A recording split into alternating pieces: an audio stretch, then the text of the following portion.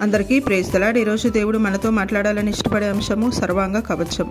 మనం చూస్తున్న ఈ వీడియోలో హాయ్లాండ్లోని ఈ ప్రజలు వారి మెడకు ఈ రింగ్స్ లాంటిది ధరించకపోతే వారి ప్రాణాలు పోయినట్టే. ఎందుకంటే వీళ్ళు నివసించే గ్రామం అడవికి దగ్గరగా ఉంటుంది. అక్కడ చాలా అడవి జంతువులు తరచూ కనిపిస్తూనే ఉంటాయి. అవి వీళ్ళపై దాడి చేసి చంపే అవకాశాలు చాలా ఎక్కువ. ఈ అడవి జంతువులు పులులు, సింహాలు వీరి మీద దాడి చేసినప్పుడు మెడ మీదనే ఎక్కువగా దాడి చేసి ప్రాణాలు తీసేస్తాయి. అందుకే ఈ ప్రజలు ఈ రింగ్స్ని అడవి జంతువుల నుండి వారి ప్రాణాలు కాపాడుకోవడానికి వీళ్ళ మెడకు ధరిస్తారు. అయితే ఈ వీడియో చూస్తున్నప్పుడు నాకు అనిపించింది, క్రైస్తవులమైన మనము ఈ లోకంలో జీవిస్తున్నప్పుడు మనకు కూడా ఒక శత్రువు ఉన్నాడు.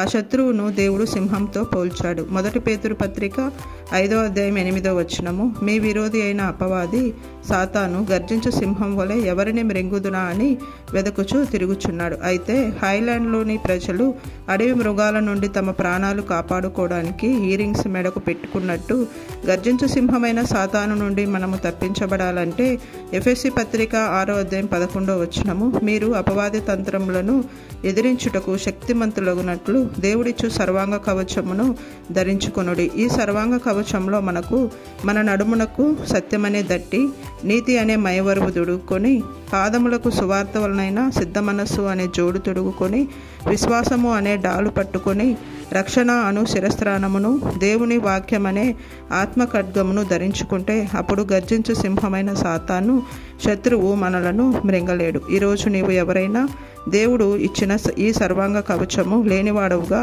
నీవు ఈ లోకంలో ఉంటే అపవాది శత్రువును నిన్ను మృంగివేయగలడు. జాగ్రత్త.